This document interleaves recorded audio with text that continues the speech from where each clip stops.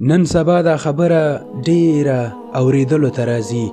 تاسې به هم اوریدلی وي چې وایي نن مې ډیر زړه خفه دی، بلکې هره ورځ مې زړه خفه وي، څه وکړمه؟ حضرت علی رضی الله عنه ته یو کس راغی او عرض یې وکړ، زړه مې خفه او له مشکلاتو سره سر یم زه، ما ته دعا او نصیحت وکړه.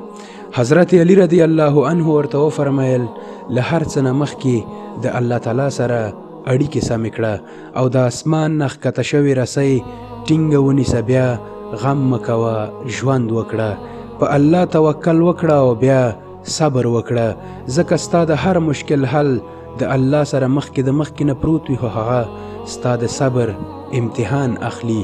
او دا هم په یاد ولره، هر هغه څوک چې د الله سره خپلې اړیکې سمې کړي، الله به د هغه د ټول مخلوق سره اړیکې سموي.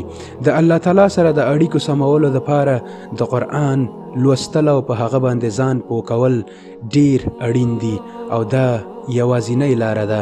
د مثال په ډول که ته په بازار کې کوم کارتن بسته شی واخلې، نو د خلاصولو سره به حتما پکې یوه د رهنما کتابچه پیدا کړي چې هغه به جوړونکي پکې ایښي وي، په هغې کې به لیکلي وي چې که دغه شی دی په دغه ډول استعمال کړ، ډیر کم به دې خفه کړي او ډیر ښه کار به درته وکړي.